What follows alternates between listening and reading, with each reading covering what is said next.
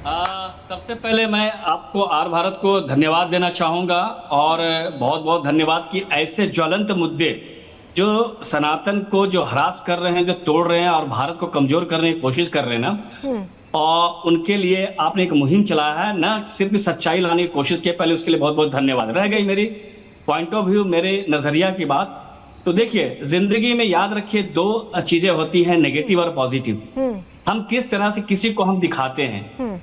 मैं भी बॉलीवुड यानी फ़िल्म इंडस्ट्री को प्रेज़ेंट करता हूँ, मैं भी फ़िल्म इंडस्ट्री की डायरेक्टर हूँ, लेकिन मैं वो कतई नहीं दिखाना चाहूँगा या कतई भी वो चीज़ मैं बिल्कुल पर्दे पे लाना नहीं चाहूँगा या समाज में देना नहीं चाहूँगा, जो मेरे समाज, मेरे परिवार और मेरे सनातन ख़ासकर मेरे भारत के लिए थोड़ा-सा भी इज़्ज़त सम्मान की बात हो।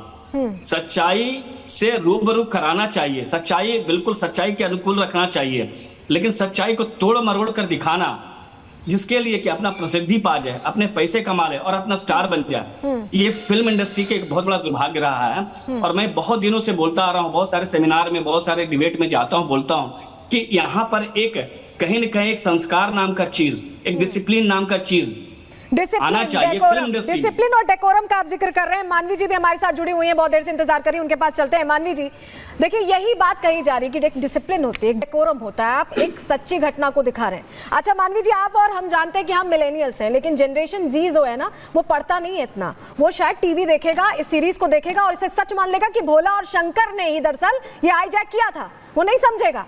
तो ये बहुत जिम्मेदारी है, जब इस तरह के बहुत सेंसिटिव सब्जेक्ट्स को टच किया जाता है तो बहुत जिम्मेदारी, उस जिम्मेदारी को क्यों नहीं समझ रहे हैं? तो मैं भी बहुत जिम्मेदारी से कहना चाहती हूँ कि जब भी आप पिक्चर देखते हैं या कोई भी ओटीटी की प्लेटफॉर्म पे कोई भी वेब सीरीज देखते हैं तो उससे पहले एक डिस्क्लेमर आता है, उसको भी पढ़ लीजिए जिम्मेदारी से। उस आप डिस्प्ले, एक मिनट मैं आपके बीच में नहीं बोली, उस डिस्क्लेमर को पढ़ लीजिए और अगर आपको दिख नहीं रहा तो चश्मे लगा करके पढ़ लीजिए। ये तमाम पैनल के लिए उसमें क्लियरली लिखा हुआ था, The series is a friction, is a work of friction, और जितने भी नेम है, कैरेक्टर है, प्लेसेस है, इवेंट्स है, वो सारे के सारे क्रिएटिवली सेंट्रलाइज्ड हो। अच्छा, क्रिएटिविटी है और इंस्पायर्ड बाय रियल इवेंट्स है। तो आप ये पहले पढ़ लीजिए और उसके बाद किसी पे डिबेट करिए। और दूसरी बात मैं बोलना चाहती हूँ, कोई भी मेरा ऑडियो में प्रॉब्लम आ रही है, एको है, सर इसको ठीक करा दीजिए। और जो भी आपने जो पॉइंट किया था वो जरा वो लेके जरा मैं जा रही हूँ आचार्य जी के पास। आचार्य जी, क्रिएटिविटी है, क्रिएटिविटी कह रही हैं और डिस्क्लेमर की बात कर रही हैं। डिस्क्लेमर दिखाकर क्या कुछ भी दिखाया जा सकता है? क्योंकि ओटीटी कंटेंट है, सर्टिफिकेशन लेना नहीं है। और आईबी ने ये किया था कि आप खुद से समझिए कि आप क्या डिलीवर कर रहे हैं, आपकी जिम्मेदारी है। तो अब ओटीटी है तो कुछ भी दिखा लेंगे और कह देंगे कि क्रिएटिविटी है। क्रिएटिविटी के नाम पर हमारे बारे में बहुत कुछ दिखाया गया था, क्यों हटवाया गया आपत्तिजनक अंश उसमें से? क्यों हटवाया गया? वो भी तो क्रिएटिविटी थी। फिर मैं तो कह रहा हूँ सबसे बड़ा दुखद ये है कि इस स्टोरी की बात करें ना, ये हिंदू मुसलमान से उठ के बात करें, हिंदुस्तान पाकिस्तान की बात करें, मतलब पाकिस्तानी आतंकी, पाकिस्तानी लोग और पाकिस्तानी लोगों के समक्ष में फायरिंग कर रहे हैं सामने बैठ के। ये इन जैसे लोग जो यहाँ बैठे हुए हैं पाकिस्तान के सपोर्ट में कर रहे हैं। मतलब इनको तो हिंदुस्तानी कहने में शर्म आती है। अरे भैया, इनको मैं तो कह रहा हूँ बॉर्डर पे भेज दो, बॉर्डर पे भेज दो हिंदुस्तान के लोग। आप सोचो क्या स्थिति थी उन लोगों की, जो लोग वहां पर मरे बेचारे। उसके बाद उन लोगों जब तक वो जब लोग हाईजैक में रहे, आप सोचो क्या मनोमस्तिष्क स्थिति होगी। मैंने कई लोगों को उनसे बात करी, उनसे मिलने को मिला, वो आज हवाई जहाज में चढ़ने से डरते हैं। मानवी जी, हवाई जहाज में चढ़ने से डरते हैं, इतनी भयावह स्थिति थी। ऐसे आतंकियों की सपोर्ट में आप बैठ गई हैं, ऐसे पाकिस्तानियों की सपोर्ट में आप बैठ गई हैं कि जो पाकिस्तान में बैठकर पाकिस्तान में बैठे हैं। शर्म आनी चाहिए ऐसे लोगों को। अपने आप को कलाकार कहते हैं, मैं तो कह रहा हूँ जिहादी हैं। ये जिहादी है वास्तविक तौर पर, जिहादी है, जिहादी। इनका स्वरूप बदला हुआ है। मैं तो कहूँ केवल जिहादी स्वरूप में बैठी है यहाँ पर, जिहाद करने के लिए बैठी है और कुछ नहीं है, सिंगल लाइन एजेंडा है, जिहाद करने के लिए बैठी है। देखने के लिए कि आपकी भावनाएं कहाँ हर्ट होए, आप ना उसको पकड़े और आपका टारगेट करें। ठीक है, नासिर साहब को भी ले आते हैं। नासिर साहब, आपसे संपर्क टूट गया था, बीच में बहुत सारी बातें हो गई, डिस्क्लेमर को लेकर बात हो गई, बात ये हो गई कि क्रिएटिविटी है। जरा ये बताइए, ठीक है डिस्क्लेमर है, ओटीटी कंटेंट है, आप समझते हैं ना कि 2.5 घंटे में खत्म नहीं होगा, एक एक एपिसोड में एक एक डिटेल दिखाई जाएगी, धीरे धीरे इंसान देखेगा और समझेगा। जब आपसे कनेक्शन नहीं था तो मैं यही कह रही थी कि जनरेशन जी जो है वो ये देखेगा, वो उसे नहीं पता 1999 में क्या हुआ, किस तरह से यह हाईजैक हुआ,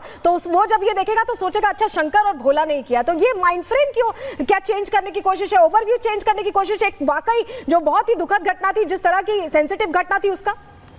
नासिर साहब, आपका भाषण थ्रू मैं आप जी हाँ, मैं इसका जवाब देता हूँ। 2 बातें हैं, मैं आप आपके जो साहब आए हैं उनसे पूछना चाहता हूं कि सबसे पहली ये बात है कि हिंदू धर्म जो है इस वक्त सबसे मजबूत स्थिति में है, सबसे मजबूत स्थिति, पहली बात। दूसरी बात, नासिर साहब हिंदू मत बात ही नहीं कर रहा है, तो हिंदुस्तान पाकिस्तान की बात हो रही है। एक मिनट, ये मुद्दा एक मिनट आचार्य जी बोल लेने दीजिए, आचार्य जी उसके बाद आएंगे, बात पूरी करने दीजिए आचार्य जी, 2 मिनट, नासिर साहब बात पूरी करिए। इसमें मत बोलिए, जी बोलिए, मत बोलिए। दूसरी बात ये है कि काहे को भारतीय फिल्म डायरेक्टर इस देश के धर्म का सर्वनाश करने पे अड़े हुए हैं। ये मुझे पागलपन लगता है, बेकार की बातें हैं और गलत है।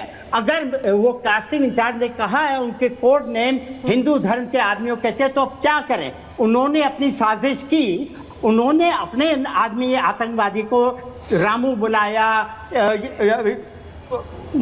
अपना केशव बुलाया, तो क्या हो गया? ऐसी कौन सी आफत आ गई? हम क्या इतने डरपोक हैं? हम क्या इतने कमजोर है कि हिल गए, हाय हाय ये कर दिया? कुछ नहीं हुआ। ये पर्दे पे देखने की कहानी है, पर्दे पे देखने की कहानी है। घर जाओ, अपने काम में लग जाओ, बीवी की बकवास सुनो, ये सुनो, वो सुनो, गैस के बिल दो, अपना आचार्य जी इनका कहना कि पर्दे पर, ठीक है नासिर साहब, ठीक है, आपने अपना पॉइंट रख दिया। मैं जरा आचार्य जी के पास आ रही हूँ। आचार्य जी ये बताइए कि ये देखने की कहानी है, देखो और अपने काम में लग जाओ, लेकिन क्या वाकई ऐसा होता है? कहा जाता है कि फिल्में जो होता है वो इंसानों का जो जीवन उसका परिदृश्य पेश करती है, और जब आप कहते हैं कि आप रियलिस्टिक सिनेमा की बात कर रहे हैं, रियलिस्टिक सिनेमा, तो उसमें रियल भी तो होना चाहिए ना? देखिए मैं आपको एग्जांपल दूंगा, रामायण महाभारत बच्चों ने देखी, हमारी जनरेशन जो है, जो 1980 के आसपास पैदा हुई, उनके बाद रामायण महाभारत देखी, और रामायण महाभारत उनके मनोमस्तिष्क में छप गई, चाहे पुस्तक पढ़ी नहीं पढ़ी, इतिहास पढ़ा नहीं पढ़ा किसी ने। इसी प्रकार से जो ये वेब सीरीज फिल्म जो छपती हैं, वो लोगों के मनोमस्तिष्क में छप जाती हैं। आपको दिखाने से पहले हर चीज को तथ्यात्मक तौर पर उसका व्यापक परिणाम क्या होगा ये सोच के चलानी चाहिए। कलाकार हैं आप, कलाकार है, कलाकार का मतलब ये नहीं है कि एंटरटेनमेंट के नाम पर आप कुछ भी परोस, ठीक है, एंटरटेनमेंट के नाम पर कुछ भी परोस नहीं सकते, ये बात आप कह रहे हैं। रियलिस्टिक है तो रियलिस्टिक होना चाहिए। हमारे साथ लगातार अनंत जी भी जुड़े हुए हैं। अनंत जी जरा आपके पास आ रही हूं, मैं ये समझना चाहती हूँ, जैसे इसको लेकर तो नासिर साहब का ये कहना है कि हम क्यों सोचे, हम देखें और चल लें, तो फिर केरला स्टोरीज को लेकर भी यही सोचते, हमारे 12 को लेकर भी यही सोचते, और भी पिक्चरें हैं जिनको लेकर यही सोचना चाहिए था और आगे बढ़ जाना चाहिए था, उस पर इतना बवाल क्यों हुआ? एक्चुअली देखिए यहाँ पे क्या है, सबसे बड़ी बात कि सेंसरशिप है फिल्मों में, वेब सीरीज में सेंसरशिप नहीं है, इसलिए बहुत मनमानी हो रहा है। इतनी मनमानी हो रहा है कि सिर्फ अपने प्रसिद्धि पाने के लिए, अपने बैंक बैलेंस बढ़ाने के लिए, और सिर्फ अपना बैंक बैलेंस और प्रसिद्धि के लिए कुछ भी अनाप शनाप कर रहे हैं, देश के खिलाफ, सनातन के खिलाफ, हिंदू मुसलमान को लड़ाने के खिलाफ, और तथ्य से बिल्कुल भटकाने के खिलाफ। तथ्य इतने सच होते हैं, उसको पब्लिक जानते हैं थोड़ी बहुत, उसको और बरगला देते हैं ये वेब सीरीज। इसलिए इस पर सेंसरशिप होना बहुत जरूरी है। मेरे ख्याल से पिछले साल इसमें कुछ बैठक वगैरह हुई थी, मीटिंग हुई थी, जिसमें कि किया जा रहा था कि इस पे सेंसरशिप लाया जाएगा, लेकिन कुछ जिस बोलते हैं सेक्युलर से भी ऊपर उठे हुए, जो एक माओवादी से जो प्रभावित हैं, जो कहीं न कहीं देश के खिलाफ, जो जेएनयू से प्रभावित हैं, वो लोग कहीं न कहीं फिल्म इंडस्ट्री में स्लीपिंग सेल हैं, जो अपनी मनमानी कर रहे हैं। आप कह रहे हैं मनमानी कर रहे हैं। मानवी तनेजा जी को ले आइए। मानवी तनेजा जी, क्या वाकई आप मानती है कि मनमानी कर रहे हैं? और अगर सब बढ़िया है तो मुझे लगता है कि इस पर भी सर्टिफिकेशन हो जाना चाहिए। आपकी क्या राय है इस पर, मानवी जी?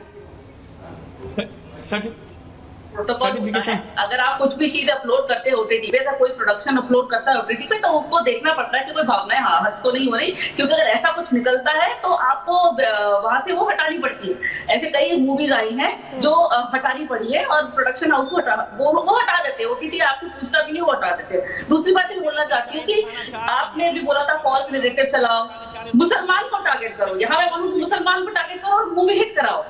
केरला स्टोरी आई, कश्मीर फाइल्स आई, आप देखिए कैसे प्रोपेगेंडा के तहत आपने नफरत और अच्छा मानवी जी, केरला स्टोरीज में जो कहानी दिखाई गई थी, क्या वो सच नहीं थी? क्या कश्मीर फाइल्स का जो पूरा विश्लेषण जो किया गया, जो घटना हुई थी, क्या वो सच नहीं थी?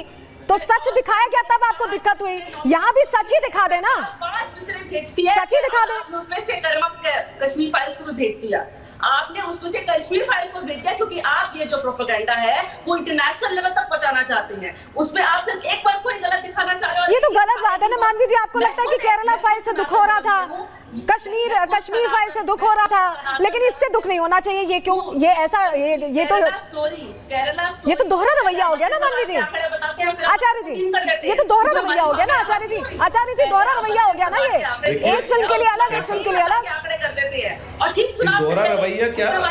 मैं कह रहा हूँ ये तो वो काम है कि पैसा कमाने के लिए कुछ भी कर लो, पैसा कमाने के लिए कुछ भी। अरे ऐसा पैसा वास्तविक तौर पे किस काम का कि जिसमें देश का स्वाभिमान आप तिलांजलि दे दें।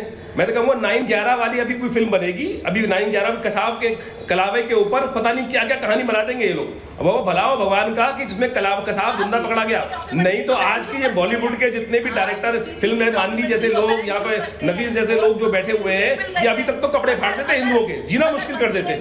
मैं कह रहा हूँ ऐसे ऐसे लोग हैं कि आने वाले टाइम में ऐसी ऐसी फिल्म बना देंगे।